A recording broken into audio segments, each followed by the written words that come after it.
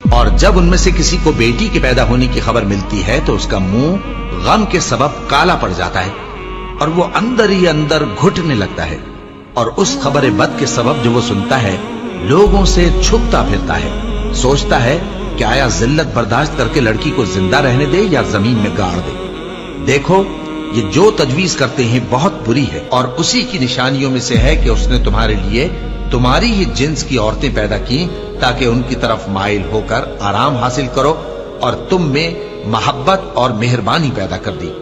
جو لوگ غور کرتے ہیں ان کے لیے ان باتوں میں بہت سی نشانیاں ہیں، اور عورتوں کا حق مردوں پر ویسا ہی ہے جیسے دستور کے مطابق مردوں کا حق عورتوں پر ہے،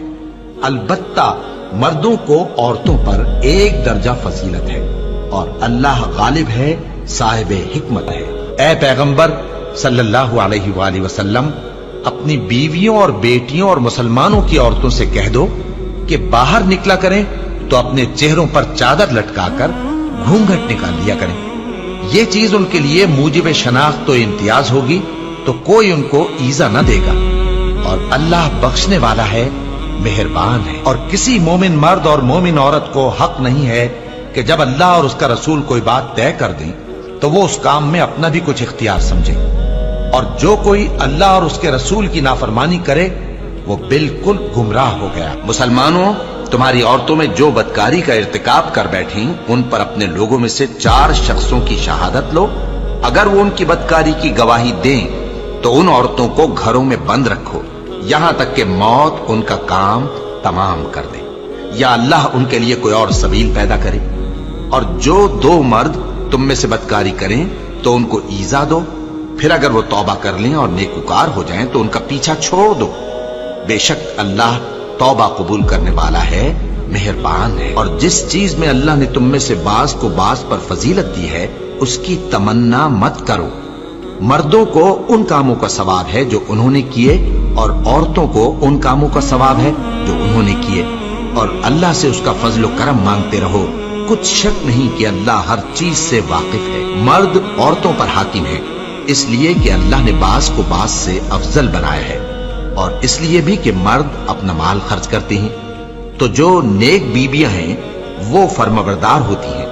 اور ان کے پیٹھ پیچھے اللہ کی حفاظت میں مال و آبرو کی خبرداری کرتی ہیں۔ اور جن عورتوں کی نسبت تمہیں معلوم ہو کہ سرکشی اور بدخوئی کرنے لگی ہیں تو پہلے ان کو زبانی سمجھاؤ،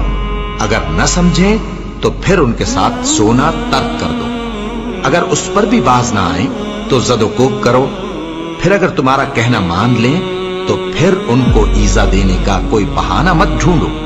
بے شک اللہ بہت اونچا ہے، بڑا ہے۔ مومنوں، تم کو جائز نہیں کہ زبردستی عورتوں کے وارث بن جاؤ، اور دیکھنا اس نیت سے کہ جو کچھ تم نے ان کو دیا ہے اس میں سے کچھ لے لو، انہیں گھروں میں مت روک رکھنا، ہاں اگر وہ کھلے طور پر بدکاری کی مرتکب ہوں تو اور بات ہے، اور ان کے ساتھ اچھی طرح سے رہو سہو، پھر اگر وہ تم کو ناپسند ہوں تو عجب نہیں کہ تم کسی چیز کو ناپسند کرو، اور اللہ اس میں بہت سی بھلائی پیدا کر دے۔ بدکاری کرنے والی عورت اور بدکاری کرنے والا مرد جب ان کی بدکاری ثابت ہو جائے تو دونوں میں سے ہر ایک کو 100 درے مارو، اور اگر تم اللہ اور روز آخر پر ایمان رکھتے ہو تو اللہ کے قانون کو نافذ کرنے میں تمہیں ان پر ہرگز ترس نہ آئے، اور چاہیے کہ ان کی سزا کے وقت مسلمانوں کی ایک جماعت بھی موجود ہو۔ بدکار مرد تو بدکار یا مشرک عورت کے سوا کسی سے نکاح نہیں کرتا، اور بدکار عورت کو بھی بدکار یا مشرک مرد کے سوا اور کوئی نکاح میں نہیں لاتا، اور یہ یعنی بدکار عورت سے نکاح کرنا مومنوں پر حرام ہے۔ اور جو لوگ پرہیزگار عورتوں کو بدکاری کا عیب لگائیں اور اس پر 4 گواہ نہ لائیں تو ان کو 80 درے مارو، اور کبھی ان کی شہادت قبول نہ کرو، اور یہی بد کردار ہے۔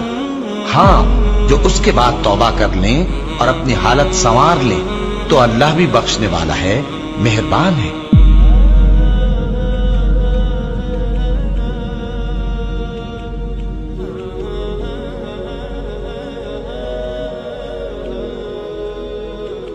اللہ ہم پر رحم فرمائے، آمین۔